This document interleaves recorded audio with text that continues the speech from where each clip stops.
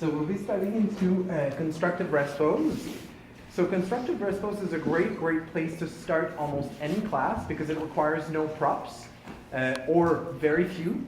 If you wanted to use a prop in Constructive Rest Pose, I would probably suggest for a few people to use a blanket underneath their heads. The goal here is to find balance between the height of the forehead and the height of the chin. This is probably one of the first and most important postures because it makes you take the time to feel the curve of your spine. So knees are bent, feet are not close enough to the buttocks so that you can touch your heels. So the feet are a little bit more in front of your knees. Feet here about hip distance. If you want to make this more passive, knees are allowed to fall towards one another. If you feel comfortable with your knees floating just in line with your feet, all good. First thing that you want to usually do is tell people to turn the palms up. On tourne les paumes vers le ciel. As soon as you open the palms upwards, the external rotation will naturally let the shoulders drop. Here, maybe take a second to walk your shoulder blades down towards your hips so that you free a bit more space into your neck. And so here there's already that very light amount of opening across the collarbones, across the sternum. The neck muscles can relax completely. And then you can become a little bit more aware of the position of the different parts of your body that touch the ground. Usually we'll start by getting people out of their heads by waking them up to sensations. So some of the first sensations that we'll get in touch with will be around the face and the mouth. So tell them maybe you want to stretch your face, maybe you want a fake yawn until it becomes a real yawn. Maybe you just want to take the time also to relax your jaw, relax your face, feeling that the eyes are falling to the back of the sockets. Those are nice little things you can say. Then allow them to pay attention to the parts of the body that touch the floor. So the back of the head, the back of the heart, and the back of the hips. Feeling how almost everybody here will have a very small arch into the lower back. So it's quite normal if your lower back does not perfectly touch the ground. This is actually considered to be a neutral position for your spine. So your back is extremely lightly arched. And so there's a little bit less tension here. Then little movements then come, so you can maybe let your nose do a little side-to-side motion. So very small drop from left to right with your nose, and then with your whole head. So very small movements. Good. And then you return to center. Keeping the neck and head exactly as is, completely relaxed. Then you want to bring slowly the knees above the hips. Soulevez doucement les genoux au-dessus de votre bassin. So here legs are just floating. Before you get them to move again, make sure that they relax the upper body. So shoulders, head, neck, all of that gets relaxed. Can you keep your knees up there while the breath remains very gentle, very soft?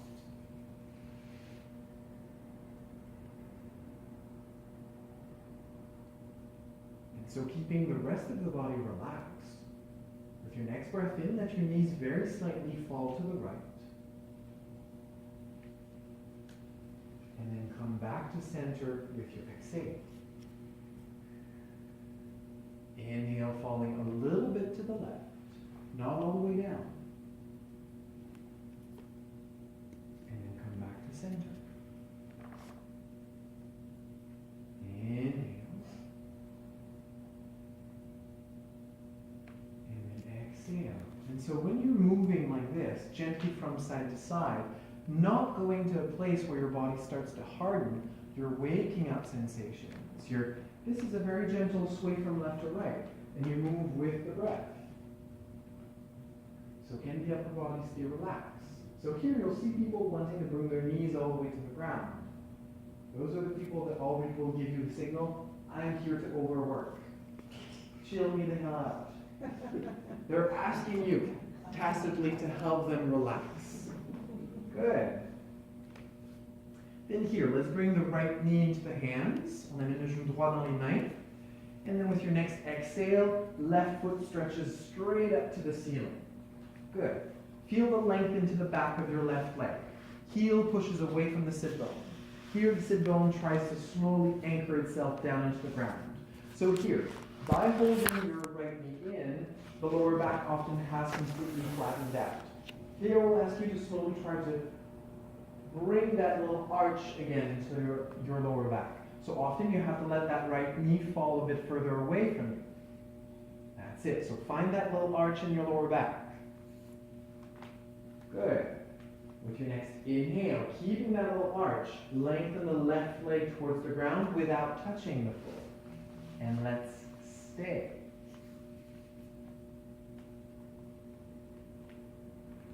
Let the belly gently hug inwards. Find and preserve that little arch in your lower back. See how deeply activated your core becomes.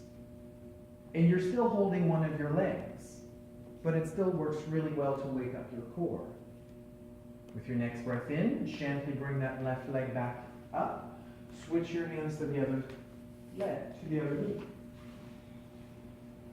Good. Take a second to gently lengthen the right leg up as you exhale. Try to see if you can preserve again that little arch in the lower back. Un petit creux dans le bas du dos. That's it. So if you're too optimistic and you're pulling that knee right to your chest, you tend to have your back completely flattened down.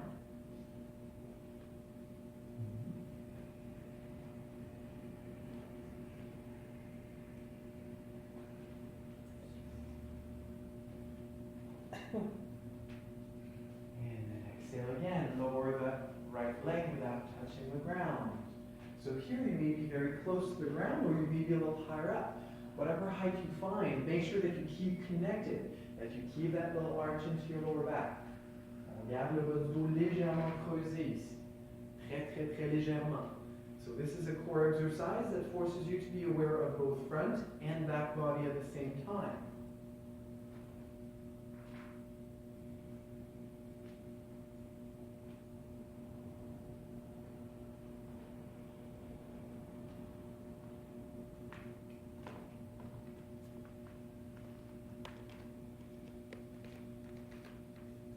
Next inhale, gently bring the leg back up. Hug both knees towards your chest. Here, let your back relax. Gentle wiggle from left to right. Take a second to relax. When you'll be ready, roll off to the side and we'll gently come to seated.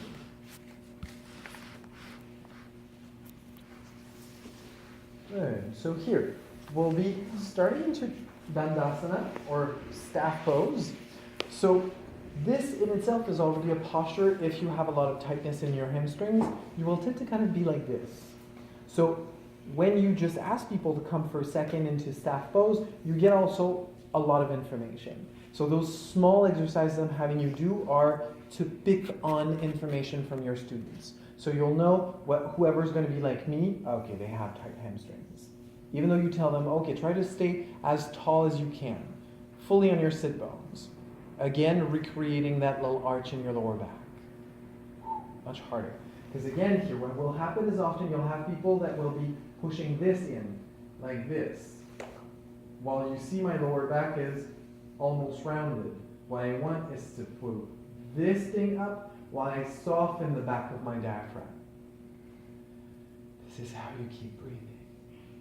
Good. And then from here, strong legs, you can try to gently lift one sit bone at a time.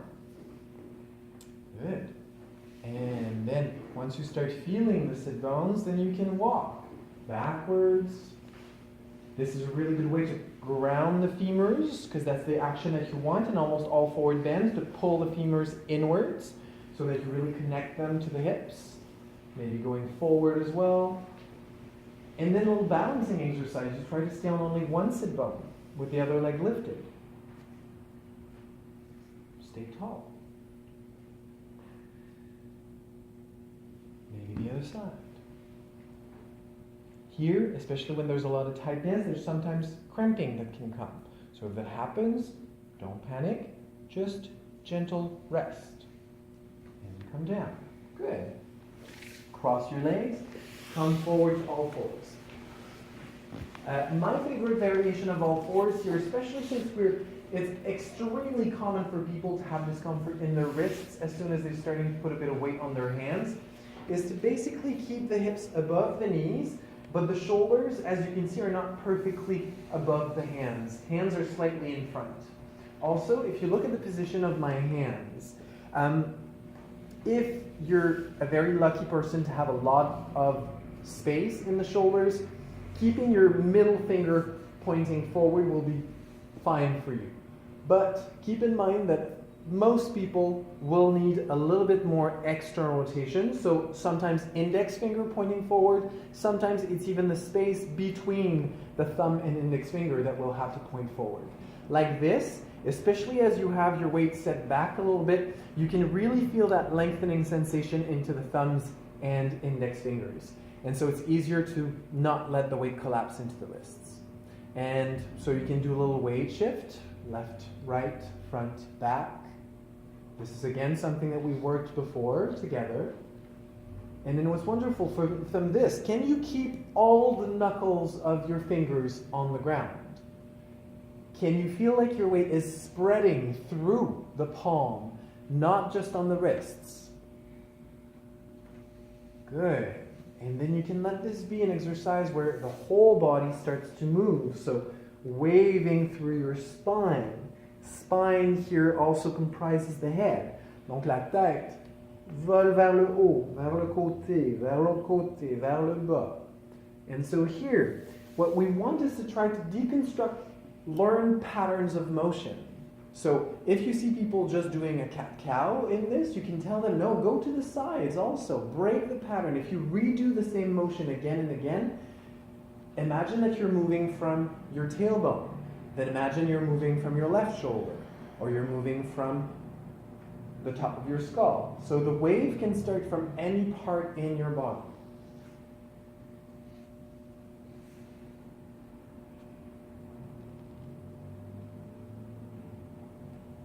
Good. Let's take a last breath in. And child's pose with your exhale. Good. In your child's pose here. Come on your fingertips. Walk your fingertips as far forward as you can. And this is a really good exercise for the placement of the shoulders. So here, just the fingertips hold your palms lifted. Imagine that you're trying to have the elbow looking at the ground. So you want to externally rotate the upper part of your arm, so the humerus bone. When you do this, you have no choice but to disengage the trapezius muscle. So by relaxing this part, yeah, there you go. That's it. So it's that rotation that comes right there. Preserving that rotation protects the joints of the shoulder.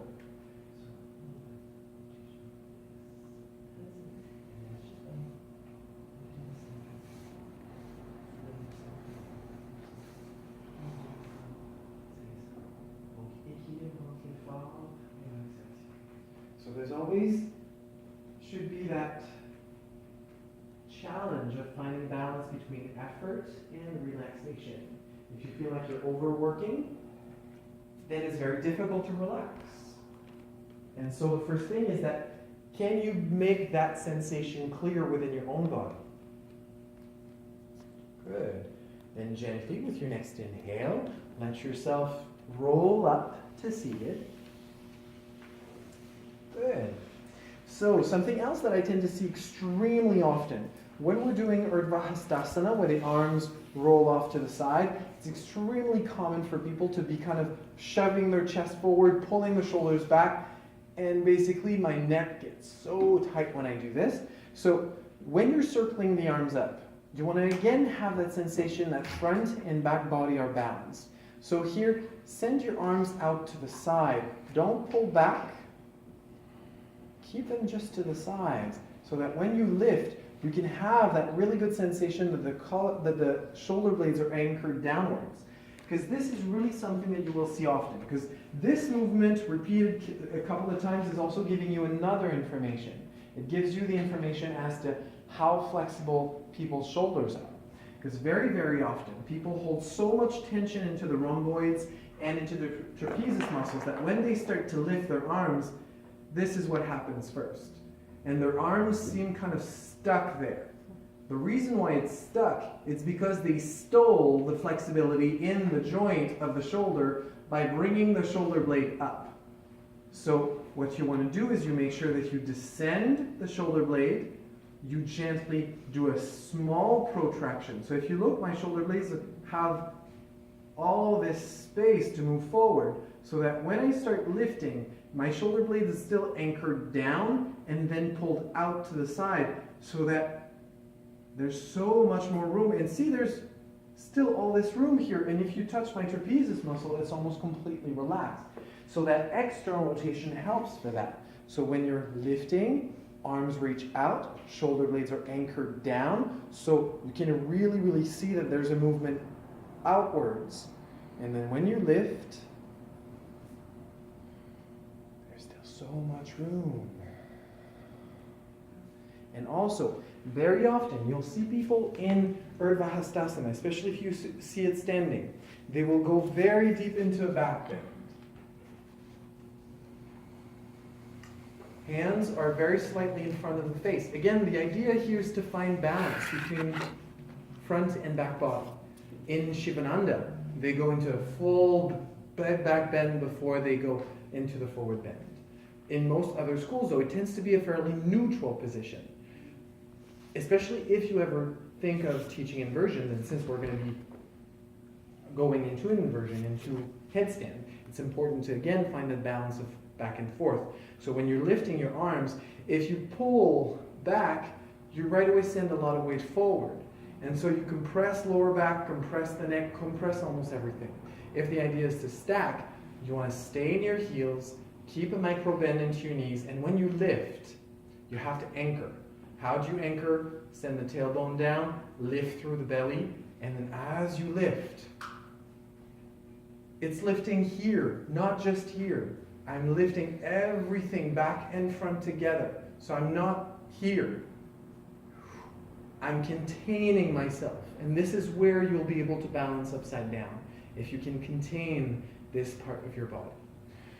So let's try to do that a couple of times. So just from here, let's find that neutral spine, and let's just see if we can inhale. Let the eyes lift without letting the rib cage pop out. And then exhale, gently lower. Let your breath guide this. 2 more times. Encore 2 fois. That's it. Let your eyes lift a little bit with your hands. Good. 1 more time. Yes. Good. It's coming. It's coming. Good. Come forward. Because you do it really well. There's a part of the movement that you do really well. So basically, when you're looking from the front, it's good also that she has a tank top. So basically, a way you can see very, very, very well if someone is doing what you want them to do is basically just bring your arms out to the sides. Yeah, you didn't do the same way. So basically, when someone really takes the time to anchor downwards, so basically, just move horizontal. So see this part here. So basically, if she's, see what happens? Shoulder blades, you can see her armpit even more. So the more she does that, since that movement outwards, the more the shoulder blade moves out. And see how much this space here widens. It stretches the armpit and closes it on itself afterwards, instead of opening it out. Basically, the person that will do what you don't want them to do will be showing you all of their armpits instead of closing the armpit a little bit. If you see the armpit is kind of gently closing as the shoulder blade moves out, this is a sign that they understand what we call the shoulder loop. So when you're lifting, I want to see that widening first and that big lift as you close a little bit the armpits. So let's try again. Let's try again. No pressure. No pressure. I was doing it right at first. Quand tu le faisais assise, tu l'as vraiment, vraiment très, très, très bien fait. But when there's an observer, everything can change, right? You were saying that before, like, oh, it's so much easier to teach when Kimiko's not looking. Right? Even though she's really nice, as soon as there's someone looking and maybe evaluating you, it's that much harder. So, go ahead, just feel it first. That's it. Donc, ramène-toi un petit peu dans tes talons. Relève un petit peu le nombril, laisse un petit peu tomber le coccyx. C'est ça. Nice. Super. Vas-y tout doucement, quand t'es prête.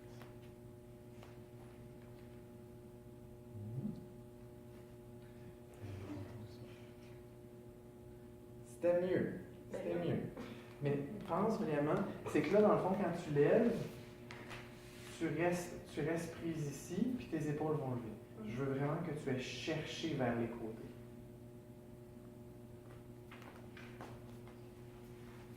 So you probably will be, that's it, wait, anchor back down.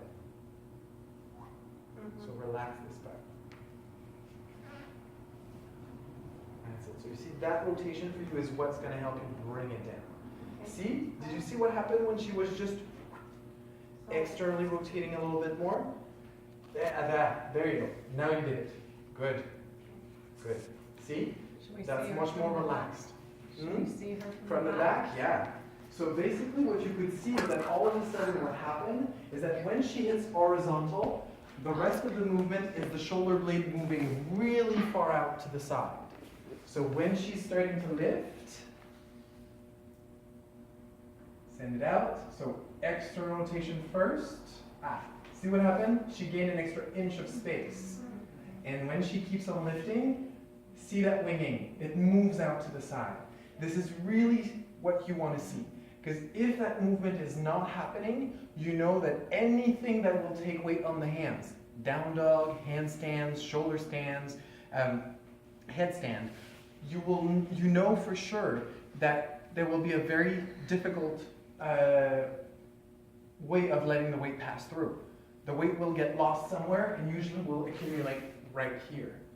And so that's why often people will be like, I feel so uncomfortable as soon as I'm in a down dog or I'm in an inversion. I feel all that tension. Or you feel stuck in your wrists or in your shoulders or in your upper back. So when you can pinpoint those little things, you can start to correct them a little bit better. Because giving corrections because it looks a certain way and not like in the book is not necessarily what you want to aim for. What you want to see is that there's the right activations within the muscles, the right kind of spiraling sensations within the muscles. And so that's a good example. Et certaines personnes ont besoin de tourner. Non, c'est ça. Certaines personnes vont garder les mains vers le sol, mais peuvent quand même. So, because the rotation is within your humerus. C'est l'humérus qui fait la rotation. La main peut rester vers le bas. Okay. It's really within the humerus bone that you get that rotation going. Thank you. We just see you do a downward dog properly. Like, I wonder if we're doing that properly. Well, a down dog though, because there's, again, the thing is that there's a bunch of different ways in schools. So what I have found that was really sustainable for me is to find as much as possible. As you can see, my heels don't touch the ground. My heels will never touch the ground. This is something that I came to peace with. So it's okay, it's okay. But what I'm trying to do here, I'm really trying to get my sit bones to lift. And one thing I want to avoid is this. It's not because I have the flexibility in my upper back and my shoulders to get my head almost all the way to the ground that I should go there. Because now I'm fully in the joints of my shoulders. So I want to step out. I want to make sure that the back of my diaphragm stays inflated. If I do this, I cannot breathe in my back anymore. So I get my spine to come to neutral. So my lower back is very slightly arched, and my upper back is just naturally very slightly rounded. So my lower back, barely arched, my upper back, barely rounded. I try to keep the same shape in my spine as I do when I'm standing up. Are we doing the same Same thing. external. And a good way to help you do it is by not having your hands too close, because it's very difficult to keep that rotation going when hands are very close. It requires more flexibility. So if you go wider, see how much easier it is? I can really get my elbows to look a lot more at the ground without feeling as much pressure. And I naturally will have a lot more flexibility. It's just like your legs. Your shoulders are very similar to your legs in that sense. If you want to bend forward in Uttanasana, if the feet are together, it's much more difficult because the flesh of your legs is right in the way, but also because you're asking the joint to go into a very isolated range of motion. So as soon as you open the legs a little bit more, you bend the knees a bit, oh, it gets so much more comfortable. You can go so much further because you've got the leg out of the way, and you also share with a little bit of abduction. A little bit of abduction will, in this sense, give you a little bit more room for the flexion. So those are things you can do. So especially when you see people super tight, again, one thing that's great to do, instead of going into Uttanasana here, where you end up like this, step wider, bend the knees. So when you go into Urdvahastasana afterwards, you can get that little arch in the lower back, neutral spine in the rest of the body. And so I'm not necessarily trying to back bend, even though I can back bend a little bit. Because here, I'm still keeping this part very naturally rounded. I'm not digging into my whole spine. Because there's always this possibility of trying to overdo things. And this is often something that we do. We overdo things. I did it for a very long time. It took a long time. I've been practicing for 11 years now, on a very, very regular basis. And so I can only say it's been maybe 4 years that I find that my practice really embodies a much more respectful practice. So 7 years of trials and errors, lots of errors, but we learn from them, hopefully. Hopefully.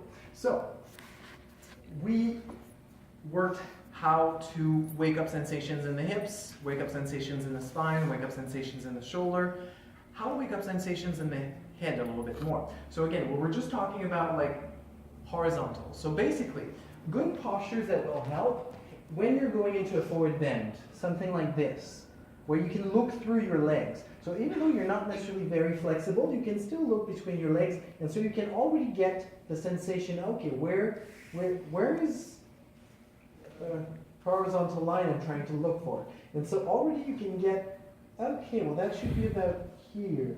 And so you can work with blocks sometimes to help people feel that.